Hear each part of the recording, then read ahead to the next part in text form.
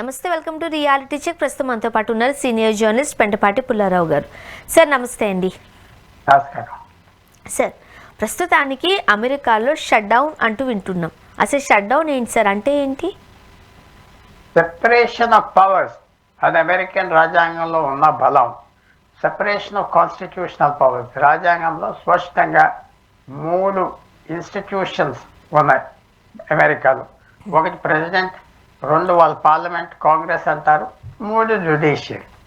వాళ్ళు దాదాపు 250 సంవత్సరాల క్రితం వాళ్ళ రాజ్యాంగం రాసి ఆ దేశం పుట్టినప్పుడు ఆ రాజ్యాంగం రాసినప్పుడు చాలా విశేషంగా తెలివితేటలుగా ఏ ఒక్క వింగ్ పవర్ఫుల్గా అయిపోకూడదు, వాళ్ళు ముగ్గురు పవర్ పంచుకోవాలి, ఒకళ్ళ మీద ఒకళ్ళ చెక్ ఉండాలి. ప్రెసిడెంట్ మీద పార్లమెంట్కి చెక్ ఉండాలి, పార్లమెంట్ మీద ప్రెసిడెంట్ చెక్ చేయాలి, జ్యుడిషియరీ ఇద్దరి మీద చెక్ చేయాలి. కానీ జ్యుడిషియరీ ఇష్టం వచ్చినట్టుగా చేసేయకూడదు, జ్యుడిషియరీకి కూడా హద్దులు ఉన్నాయి. సో ఈ 3 పవర్ సెంటర్స్ అనుకోండి కాన్స్టిట్యూషన్లో, 3 సెపరేషన్ ఆఫ్ పవర్స్ అంటారు. వాళ్ళకు ఉన్న అధికారం రాజ్యాంగంలో వేరే వేరే చేశారు. ఎందుకు చేశారంటే ఒకళ్ళొకళ్ళు కంట్రోల్ చేసుకోవడానికి. Balance of powers, separation of powers, లేకపోతే వాళ్ళు ఇష్టం రాజుగా చేసేసుకుంటారు. బ్రిటన్ నుంచి స్వతంత్రం తెచ్చుకున్నారు 1776లో అమెరికా. అప్పుడు బ్రిటిష్ రాజు మీద వాళ్ళు పోరాడారు. బ్రిటిష్ రాజు డిక్టేటర్ లాగా ఉన్నాడు, మన మీద పోరాడేది. ఈ రాజ్యాంగం రాసినప్పుడు వాళ్ళు ఏం చేశారంటే ఇక్కడ కూడా మన ప్రెసిడెంట్ ఒక రాజులాగా తయారవ్వకూడదు, ఇష్టం వచ్చినట్టుగా చేయటానికి ఉండకూడదు, ఆయన పవర్స్ లిమిట్ చేయాలి. సో అప్పుడు వాళ్ళ కాంగ్రెస్కి అంటే మన పార్లమెంట్ లాగా పవర్స్ ఏమి ఇచ్చారంటే బడ్జెట్ ప్రెసిడెంట్ ఒక్కరే చేయలేరు, వాళ్ళ పార్లమెంట్ కూడా దాని అప్రూవల్ ఉండాలి. అప్రూవల్ ఉండటానికి 60% ఆఫ్ ఎంపీస్ కావాలి, సెనెట్ 100 ఉన్నారు, 60 మంది కావాలి, లేకపోతే బడ్జెట్ పాస్ అవ్వదు. సో ట్రంప్ ఇష్టం వచ్చినట్టుగా బడ్జెట్ ఆ బిల్లు చేశారు కాబట్టి సెనెట్లో ఒప్పుకోలేదు వ్యతిరేక పార్టీ. వాళ్ళకి 47 ఓట్లు ఉన్నాయి, 100కి సరిపడి. సో అప్పుడు ఒప్పుకోకపోతే బడ్జెట్ టైం అయిపోయింది, 30వ తారీఖు సెప్టెంబర్ ఉంది ఆ టైం, కొత్తగా పాస్ చేయవలసింది. సో ఇప్పుడు బడ్జెట్ లేదు కాబట్టి, డబ్బు ఖర్చు పెడతానికి అధికారం లేదు కాబట్టి అక్కడ షట్ డౌన్ అంటారు. అంటే కొంచెం మూవ్ చేయాలి. కొన్ని ఎమర్జెన్సీ డిపార్ట్మెంట్స్ ఉన్నాయి, ఆర్మీ, వాళ్ళ హోమ్ మినిస్ట్రీ, న్యూక్లియర్, రాకెట్స్ ఇలాంటివి ఉన్నాయి, అవి ఆఫ్ చేయలేరు. ఎందుకంటే ఎమర్జెన్సీ ఫండింగ్ వాళ్ళకు ఉండాలి, మిగతా ఆఫ్ చేస్తారు. ఎందుకంటే డబ్బు లేదు, బడ్జెట్ లేదు. ఈవేళ నుంచి ప్రెసిడెంట్ ఖర్చు పెడతానికి హక్కు లేదు, జీతాలు లిమిట్గా ఇవ్వాలి. సో అది షట్ డౌన్. నువ్వు నీ బడ్జెట్, నీ ట్యాక్స్ బిల్ మేము ఒప్పుకోలేదు అని సెనెట్ చెప్పారు. ఎందుకు ఒప్పుకోలేదు? వాళ్ళకి కావాల్సినవి ఈయన కొన్ని చేయలేదు, ఒంటరిగా ఆయనకి ఇష్టం వచ్చిన ఆయన చేస్తాడు. సో తగదా ఇక్కడ డొనాల్డ్ ట్రంప్ ప్రెసిడెంట్ ఇష్టం వచ్చినట్టుగా చేశాడు, అది ఆయనకు వ్యతిరేకం పార్టీ అది ఆఫ్ చేసింది, బడ్జెట్ క్లియరెన్స్ ఇవ్వలేదు. సో అందువల్ల షట్టౌన్. పోయినసారి 2017లో 18లో ఎప్పుడో ఇలాగే ట్రంప్ కూడా అప్పుడు కూడా తగదా పెట్టుకున్నాడు, 37 రోజులు నడుస్తుంది, తర్వాత కాంప్రమైజ్ అవ్వాడు. ఆ కాంప్రమైజ్ అవటంలో మళ్ళీ రన్ అవ్వాడు. ఇప్పుడు కూడా అలాగ అవుతుందా, ఏమవుతుంది చూడాలి. కానీ షట్ డౌన్ ఎందుకు అయిందంటే ఆ కాన్స్టిట్యూషనల్ రాజ్యాంగంలో చెప్పారు ప్రెసిడెంటు పార్లమెంటు కలిసి ట్యాక్స్ బిల్స్ చేయాలి, అది చేయలేదు. సార్ ఇప్పుడు అంటే ఇంతవరకు అంటే మనం వేరే దేశాలతో కంపేర్ చూస్తున్నప్పుడు ఎక్కడా లేదు ఈ షట్ డౌన్ అనేది, అమెరికాలోనే చూస్తూ ఉన్నాం. ఎందువల్ల అంటారు? ఇది షట్ డౌన్ అంటే అక్కడ సిస్టమ్ వేరు. భారతదేశంలో పార్లమెంటరీ సిస్టమ్, ప్రధానమంత్రికి మెజారిటీ ఉంటేనే ప్రధానమంత్రిగా ఉంటాడు పార్లమెంట్. సో బడ్జెట్ పాస్ అవుతూ ఉంటాడు.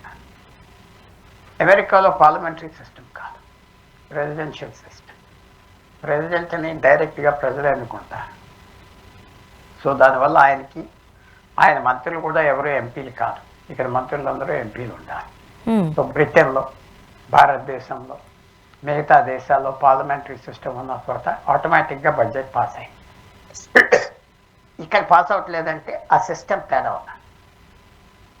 సో మిగతా దేశాలకి ఇక్కడికి తేడా, అమెరికా సిస్టమ్ డిఫరెంట్. సో ఇప్పుడు ప్రెసిడెంట్కి వాళ్ళ పార్లమెంటు కలిసి వస్తేనే పాస్ అవుతారు, లేకపోతే లేదు. సార్ ఇప్పుడు ముఖ్యంగా ఈ షట్ డౌన్ దీనివల్ల మన భారతీయులకు ఏమైనా ఇబ్బందా, అక్కడున్న మన వాళ్లకు ఇండియన్స్కి? తప్పు కూడా మన వాళ్ళకి ఎవరైతే గవర్నమెంట్లో పనిచేస్తున్నారో, గవర్నమెంట్ మీద ఆధారపడి ఉన్నారో, గవర్నమెంట్ హెల్త్ సర్వీసెస్ మీద ఆధారపడి ఉన్నారో, తప్పకుండా వాళ్ళకి కూడా ప్రాబ్లం ఉంటుంది.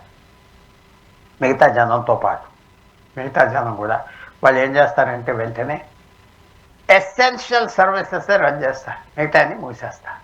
సో తప్పకుండా వాళ్ళు మిగతా సిటిజన్స్ లాగా ఇంపాక్ట్ అవుతారు. ప్రత్యేకంగా వాళ్ళ మీద టార్గెట్ అనేది ఉండదు. వాళ్ళ మీద వాళ్ళకి మిగతా సిటిజన్స్ లాగా కొన్ని సర్వీసెస్ మూసేస్తారు. ఆ మూసేయటంలో ఆ వీజాలు ట్రావెలింగ్ అవన్నీ తగ్గించేస్తారు. సర్వీసెస్ తగ్గిపోతాయి కాబట్టి అందరిలాగా సఫర్ అవుతారు. ప్రత్యేకత ఏం లేదు, మిగతా వాళ్ళు సఫర్ అయినట్టుగా అవుతారు. ఇప్పుడు మన దగ్గర ఉన్న ఈ H1B వీసాదారుల పరిస్థితి ఏంటి? అంటే వాళ్ళకి ఇప్పుడు ఈ క్లియరెన్స్ అమెరికన్ ఎంబసీకి వెళ్ళి తెచ్చుకోవటం డిలేస్ ఉంటాయి. ఎందుకంటే జనం తగ్గించేస్తారు, పని తక్కువ చేస్తారు, వాళ్ళు మెసేజెస్ ఇవ్వరు, చాలా చేంజెస్ వచ్చేస్తాయి. బడ్జెట్ డబ్బు ఇవ్వటానికి లేదు. ఒక పార్ట్ టైం వర్కర్ ఉన్నాడనుకో ఎంబసీలో, అమెరికన్ ఎంబసీలో, వాడిని తీసేస్తారు. వాడి పార్ట్ టైం వర్కర్ ఉంటే. ఫుల్ టైం వర్కర్ కూడా ఉన్నాడంటే వాడికి జీతం ఇస్తానికి లేకపోతే లీవ్ మీద వెళ్ళిపోమంటారు. సో వర్క్ అంతా ఆగుతాయి, ఎమర్జెన్సీ వర్క్ తప్ప. ముఖ్యంగా మన భారత్కి, మన ఇండియాకి వచ్చే ఇబ్బంది ఏంటి, ఎలాంటి ఇబ్బందులు ఎదుర్కొనే అవకాశం ఉందంటారు? తప్పకుండా మన ఇబ్బంది ఏంటంటే అక్కడ పెద్ద ప్రభుత్వం పెద్ద దేశంలో ఆగిపోతూ ఉన్నదంటే మనకి ఎన్నో వ్యవహారాలు వాళ్ళతో ఉన్నాయి, అన్నీ ఆగిపోతాయి. వీసాలు అనుకోండి, వాణిజ్యం అనుకోండి, ఏదైనా ఉంటే కొంచెం ఆగిపోతాయి, అంతా స్లో అయిపోతాయి. మనకెంతో వ్యవహారం ఉన్నది అమెరికాతో. సో అంతవరకు మనకి ఇబ్బంది. ఎక్కువ రోజులు ఉంటే ఇంకా ఎక్కువ ఇబ్బంది అయిపోతాయి. సో తక్కువ రోజులు ఉండాలి అని అందరూ కోరుతున్నారు ప్రపంచవ్యాప్తంగా. ఎందుకంటే ఒక పెద్ద దేశం అమెరికా, ఘనమన్న దేశం, అక్కడ ఏ ఇబ్బంది వచ్చినా అన్నిటి మీద వస్తాయి. ఇవాళ షట్ డౌన్ అనగానే ఖర్చు కూడా తగ్గిపోతుంది ఆ దేశంలో. ఈవేళ నిన్నటి నుంచి ఖర్చు కొనుగోలు తగ్గిపోయి ఉంటాయి. తగ్గిపోయే కొద్ది మిగతా వాళ్ళందరికీ బాధ వస్తుంది. కాబట్టి ఇంపాక్ట్ అంత డీప్గా మందలు లేకపోయినా ఇంపాక్ట్ మాత్రం ఉంటుంది. ఇంత ఎక్కువ ఇంపాక్ట్ అయిపోయింది భారతదేశం మీద అంటారు వీళ్ళు, కానీ ఇంపాక్ట్ ఉంటుంది. వాళ్ళ ఎక్స్పోర్ట్స్ పడిపోవచ్చు భారతదేశం నుంచి, మనకి వాళ్ళ ఇంపోర్ట్స్ పడిపోవచ్చు. వాళ్ళ మెజర్స్ గవర్నమెంట్ తీసుకునే చాలా స్లోగా తీసుకుంటుంది. తప్పకుండా అందరికీ ఇంపాక్ట్. కానీ మన మీద న్యాచురల్గా అక్కడున్న సిటిజన్స్ మీద, అక్కడున్న ప్రజల మీద ఉన్న ఇంపాక్ట్ అయితే తక్కువ ఉంటుంది. అందరూ చూసేది ఏంటంటే ఎన్ని రోజుల పాటు వెళ్తాది, ట్రంప్ కాంప్రమైజ్ అవుతాడా. ట్రంప్ కనుక కాంప్రమైజ్ అవుతే ఆయన పేరు ప్రతిష్ట పోతాయి. ట్రంప్ కాంప్రమైజ్ ఈ విషయంలో ట్రంప్ నెగ్గాలి పూర్తిగా. ఆ డెమోక్రాటిక్ పార్టీ ఒపోజ్ చేసేవాళ్ళు ఈయన ముందర కరిగిపోవాలి. కాదు కాంప్రమైజ్ అయిందంటే ట్రంప్కి అదొక సెట్ బ్యాక్, ఓటమి లాంటి లెక్క. చూడాలి ఇప్పటికి 2-3 రోజులు అవన్నీ ఎవరైనా రాయబారాలు చేస్తున్నారా, ఏం చేస్తున్నారు, ట్రంప్ తగ్గుతాడా, ఇంకా ఎక్కువ అల్లరి చేస్తాడా, ఏ రకంగా ఇది బూమరాంగ్ అవుతుంది, సెట్ అవుతుంది, ఇంకా చూడాలి. సార్ ఇప్పుడు మీరు అంటున్నట్టుగా ఇలాంటి సిచ్యువేషన్స్ని అంటే గడుకో నిర్ణయం తీసుకుంటారంటారు చూడండి, అట్లాగా రోజుకు ఒక డెసిషన్తో ట్రంప్ గారు మన ముందుకు వస్తున్న నేపథ్యంలో ఒకవేళ ఇటువంటి ఒక అంటే ఎవరి గురించి ఆలోచిస్తున్నారా, లేకపోతే నెక్స్ట్ జరిగే ఇబ్బందులు ఏంటి, ఇవేమీ ఆలోచించకుండా తీసుకుంటున్నారు కాబట్టి బూమరాంగ్ అయ్యే పరిస్థితులు ఏమైనా వచ్చే అవకాశాలు ఉన్నాయంటారా? మీకేమనిపిస్తుంది? తప్పకుండా ఒకసారి చెడు నిర్ణయాలు అవ్వచ్చు. ఫర్ ఎగ్జాంపుల్ భారతదేశం మీద ఎక్కువ ట్యాక్స్ వేశారు, టారిఫ్స్ వేశారు, రష్యా నుంచి ఆయిల్ కొంటున్నావా మొన్న రష్యా మొన్న జవాబు చెప్పింది మీద బెదిరిస్తుంది భారతదేశం చైనాని, వాళ్ళు నీకు లెక్కలేదు నువ్వు అంటే అని చెప్పారు కూడా, లేదా వేరుకుంటాయి.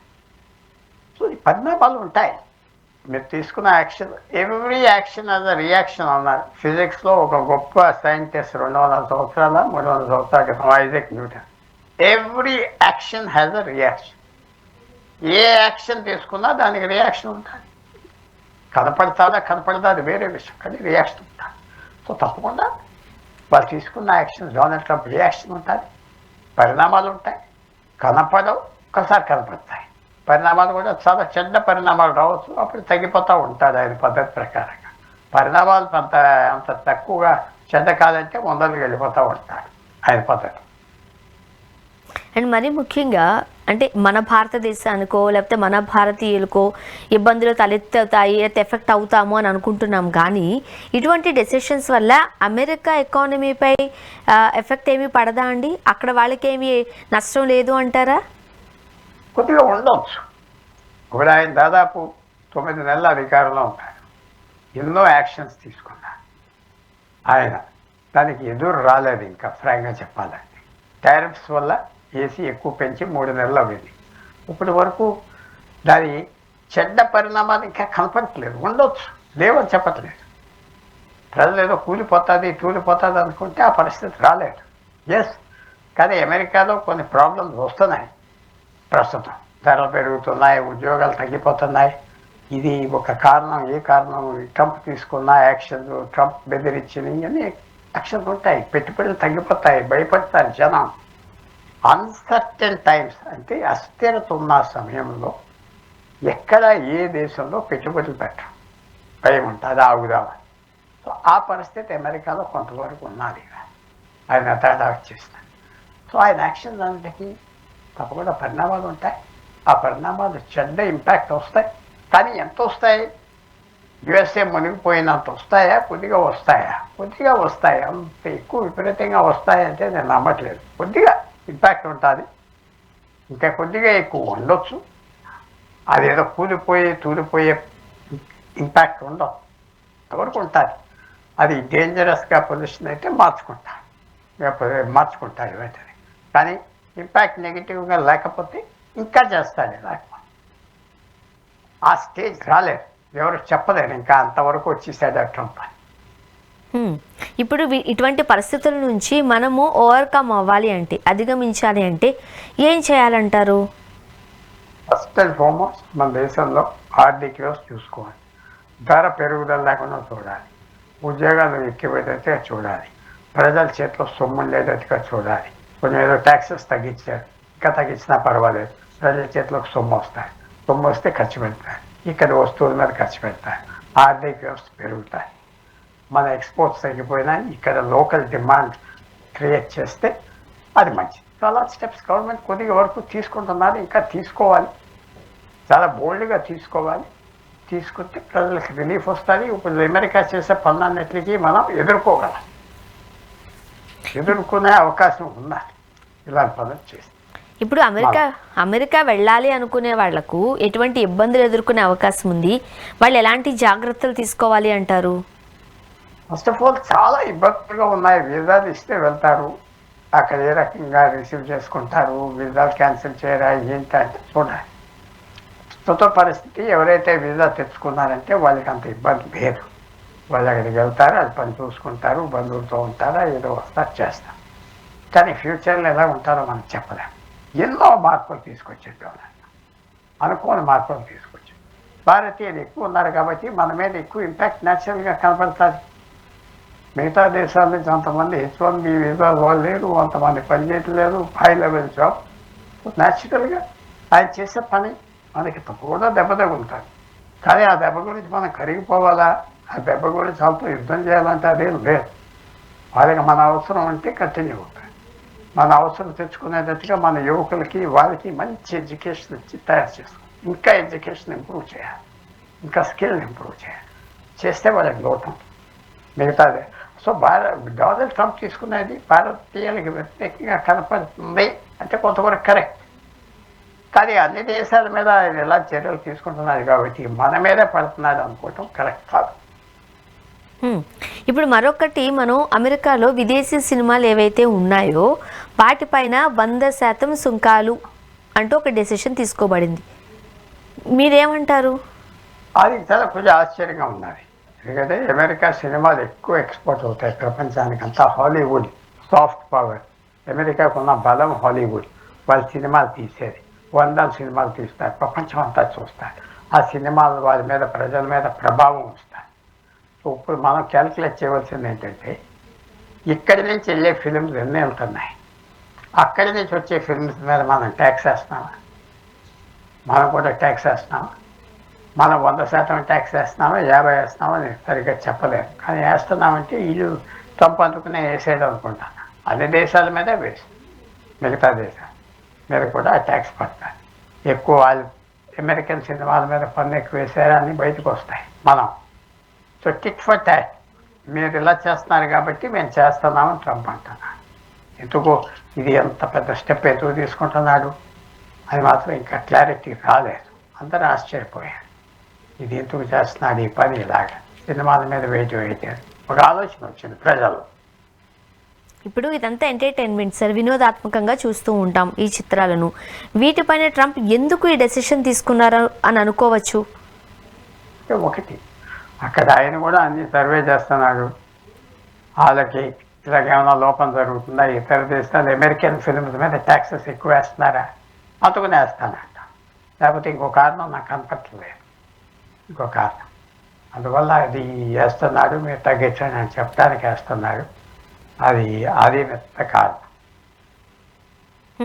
మరో పక్క సార్, ఇప్పుడు ఇలాంటి డెసిషన్స్ తీసుకోవడం వల్ల ముఖ్యంగా మన ఇండియన్ సినిమాలపై ఇప్పుడు మనమంతా కూడా పాన్ ఇండియా దగ్గర నుంచి వరల్డ్ వైడ్గా రిలీజ్ చేసుకుంటున్నాం. పెద్ద పెద్ద సినిమాలన్నీ, పెద్ద పెద్ద స్టార్ సినిమాలన్నీ కూడా మనకన్నా ఒక రోజు ముందే అమెరికాలో రిలీజ్ అవుతున్నాయి. మరి వాటిపైన ఎలాంటి ఎఫెక్ట్ పడే అవకాశం ఉందంటారు? ట్యాక్స్ పడుతుంది కదా, తప్పకుండా పడుతుంది కదా. స్క్రీన్ చేస్తున్నారు కదా ప్లాట్ఫామ్స్ నుంచి, నెట్ఫ్లిక్స్ ఏదో స్టూడియోస్ చేస్తున్నారు కదా, ట్యాక్స్ పడుతుంది. ఇందాక మనం అనుకున్నట్టుగా ఒక భారతదేశం మీద వేయలేదు, ప్రపంచం అందరి మీద వేశాడు. ఎందుకు వేశాడు? ఎవరిని దెబ్బ కొడదామని వేశాడు. ఇంకా బయటికి ఆ క్లారిటీ రాలేదు. వస్తుంది ఎందుకు, ఏంటి నా అభిప్రాయం ఏంటి, నా ఇంటెన్షన్ ఏంటి, ఎందుకు వేసాడు ఇలా ట్యాక్స్ వస్తుంది బయటికి. అప్పుడే రాలేదంతే. ఇంతకుముందు టాలీవుడ్ అనేది ఒక రీజనల్కి మాత్రమే పరిమితమై ఉండేది. ఇప్పుడు బాలీవుడ్ కన్నా కూడా టాలీవుడ్లో ఉన్న హిట్లు ఎక్కువ చూస్తున్నాం. బడ్జెట్ కంపేర్ చేసుకున్నట్లయితే మనది చాలా ఎక్కువ బడ్జెట్ అవుతుంది. Because of pan India movie అంటున్నాము, వరల్డ్ వైడ్గా రిలీజ్ చేసుకుంటున్నాం. కాబట్టి మన టాలీవుడ్పై ఈ సినిమా అంటే ఇటువంటి ట్యాక్సెస్ వల్ల ఎటువంటి ప్రభావం పడే అవకాశం ఉందంటారు? తప్పకుండా మన మీద ట్యాక్సెస్ వేసినందుకు మన వాళ్ళు ఆదాయం పడిపోతుంది, ఎక్కువ డ్యూటీ కట్టాలి, ఆదాయం పడిపోతుంది. అది తప్పకుండా జరుగుతుంది. ట్రంప్ ఎందుకు చేస్తున్నాడు, ఎవరైనా టార్గెట్ చేస్తున్నాడు, మనమే కాదు కదా. ఎన్నో స్పానిష్ సినిమాలు తీస్తారు, అవి పంపిస్తారు. ఫ్రెంచ్ సినిమాలు తీస్తారు, తర్వాత ఇంగ్లాండ్లో తీసిన సినిమాలు కూడా పంపిస్తారు అమెరికా. అన్ని దేశాల నుంచి తీసిన సినిమాలు. సో ట్యాక్సెస్ వస్తాయి.